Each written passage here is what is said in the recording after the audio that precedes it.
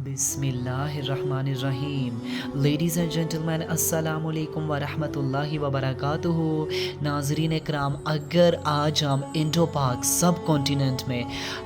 Quranic concept की तरफ देखते हैं तो हम देखें कि अगर हम अपनी लाइफ्स की स्टडी करें तो हम में से मेजॉरिटी ऐसी है, अक्सरियत ऐसी है कि जो कुरान पढ़ते हुए बहुत सुकून महसूस कर रहे होते हैं। जो पढ़ते हैं कुरान, उन लोगों की बात कर रहा हूँ। आप देखें कि हम लोगों की ऐसी साइकोलॉजी बन चुकी है कि हम जब कुरान की रिसाइटेशन करते हैं तो वहाँ पर अज़ाब की आयतें हम पढ़ रहे हों, वहाँ पर हम तब अल्लाह ताला का जो गज़ब है उसके हवाले से पढ़ रहे हों, जहन्नम के हवाले से पढ़ रहे हों, क़यामत की होलनाकियों के हवाले से पढ़ रहे हों, और हमें वो आयतें पढ़ पढ़ कर सुकून आ रहा होता है। देखें कि किस तरह से, ज़रा साइकोलॉजिकली आप इस चीज़ को देखिए कि हम इन चीज़ों को पढ़ के कहते हैं कि हमें कुरान पढ़कर बड़ा सुकून आ रहा है। दिस इज़ जस्ट बिकॉज कि हम अल्लाह ताला के अज़ाब की आयतें भी पढ़ रहे हैं, हम जहन्नम की होलनाकियाँ भी पढ़ रहे हैं, उसकी सख्तियाँ भी पढ़ रहे हैं, लेकिन हमें एज़ अ कौम सुकून नसीब हो रहा होता है। दिस इज़ जस्ट बिकॉज कि हमने कुरान के असल फ़लसफ़े को ही शायद नहीं समझा।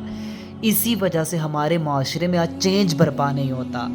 बिकॉज़ हमने इससे चेंज एक्सट्रैक्ट ही नहीं किया,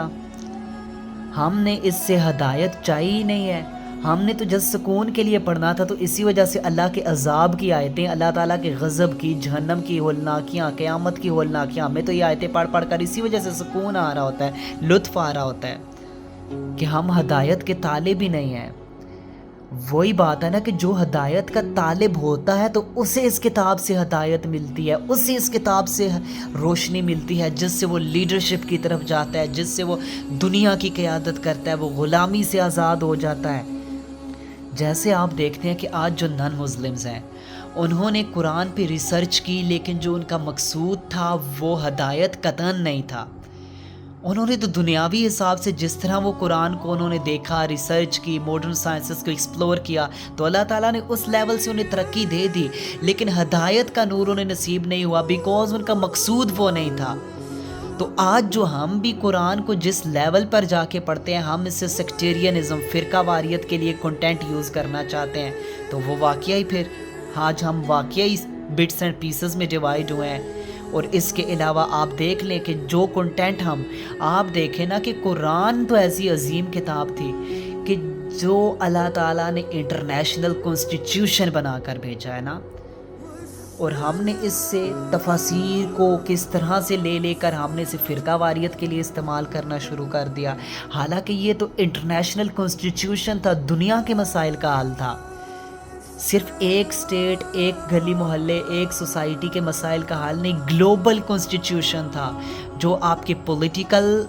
मसाइल का हल भी देता है, आपके जुडिशियल मसाइल का हल भी देता है, आपके फाइनेंशियल मसाइल का हल भी देता है, आपके सोशल, आपके पर्सनल, आपके family laws, each and everywhere ये आपको प्रोटेक्शन एंड फ्लेक्सिबिलिटी इतनी प्रोवाइड करता है